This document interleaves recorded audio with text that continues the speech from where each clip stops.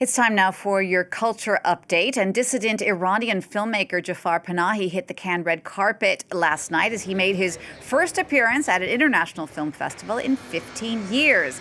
France 24's Eve Jackson is on the French Riviera with all the information. And Eve, it seems like Panahi's new film definitely struck a chord with audiences there. It certainly did. It's called It Was Just an Accident, and it is one of Panahi's most political movies about prisoners confronting their jailer. Now, it's also his first film since being released from jail in Iran. The movie marks his comeback in competition at Cannes 7 years after Three Faces. It was greeted with a nearly 8-minute standing ovation at its premiere last night. After the applause died down, Panahi made an emotional speech, Jeannie. He paid homage to the filmmakers imprisoned in Iran, saying he felt some guilt upon being released from prison. Panahi was banned from making films for 20 years, and he has been repeatedly detained since 2009 over his gritty social dramas, which are considered subversive by the Islamic Republic's regime. He told this morning's press conference that despite the lengths he goes to make movies, he doesn't feel like a hero.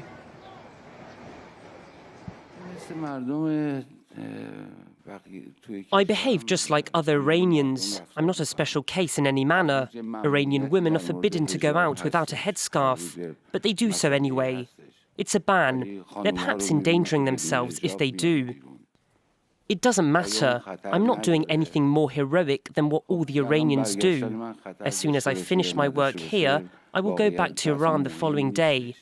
And the day I'm back in Iran, I'll ask myself, what's my next film going to be?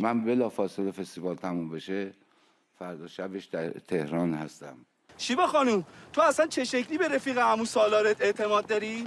مطمئنی نمیفروشتتون؟ اینی که من میبینم یه چک بخوره اسم همه رو به خط گفته. تو هم واسه من بلبل شدی حق میکنی. تو چیزی از حق بارته جوجه؟ تو چرا فقط فکر میکنی خودتی که میفهمی؟ همه حق دارن نظر بدن. Now, you've also last night in Cannes, Scarlett Johansson became the latest actor after Kristen Stewart this week to step behind the camera. That's with her directorial debut, Eleanor the Great. That's right. Scarlett Johansson has made a major splash in Cannes with her feature directorial debut, Eleanor the Great. She's competing in the section called A Certain Regard. Now, this film stars June Squibb, and it earned Johansson and her cast a 5-minute standing ovation on Tuesday. But as you said, Jeannie, Scarlett isn't the only well-known actress to step behind the camera this year, as Olivia Salazar-Winspear reports. Their faces have all graced the big screen at Cannes. Now these actresses have gone behind the camera to present their own perspectives. Kristen Stewart's debut feature screened in the Un Certain Regard sidebar section, and having shifted from teen drama in the Twilight films to European indie cinema in her on-screen career, she's now taken Lydia Yuknavich's memoir, The Chronology of Water, as the basis for her film, which deals with sexuality and darker, more violent themes. Stewart says she was inspired by the story's reframing of trauma and memory. Oh, you mean like all of these truths can change? I can change them? All the things that I thought were facts that happened to me, I can... You mean like storytelling saves lives? But I don't have to accept the prescribed story that is being shoved down my throat as a woman? From life-saving to life-affirming, Scarlett Johansson's exploring unreliable narratives in her first film, Eleanor the Great. Its protagonist borrows the story of a Holocaust survivor, sparking an unexpected intergenerational friendship, with June Squibb and Erin Kellyman in leading roles. There's also a strong female cast in Hafsia Herzi's latest film. The French director first stepped onto the red carpet at Cannes as an actress 14 years ago. Since then, she's directed 4 feature-length films. One of them, Bonne Mère, was presented in a sidebar section in 2021, but this year the stakes are even higher. Her film The Little Sister is in the official competition. It's an adaptation of Fatima Das's novel, drawing on her own adolescence. Arrête ton blabla là. C'est bon, je sais ce que c'est de pas s'assumer, pas être bien dans sa peau, tout ça, mais à un moment, faut vivre, non? And since the story deals with religion and homosexuality, Herzi struggled to secure financing for the production. The subject matter clearly bothered some people, but that didn't stop me fighting to get the film made. In fact, it made me want to do it more.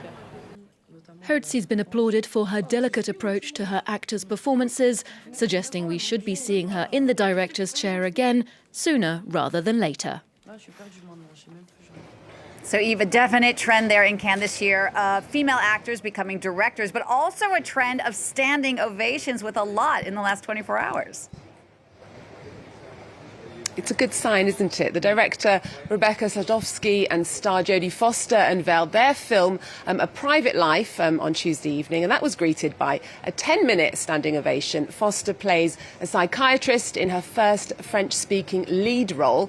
Now, the American actress is in peak form, playing a chain-smoking, wine-sipping expat.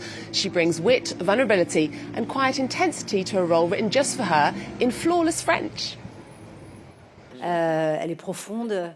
She's a profound and a mysterious character. And it's true that for Liane, as Liane's character, it's true that there are some patients that are rare for a psychotherapist. And there are patients that you are unconsciously or instinctively attracted to and you don't know why. There's a form of love and transfer towards that person. Et il y a une sorte d'amour, un transfert entre ces deux personnages.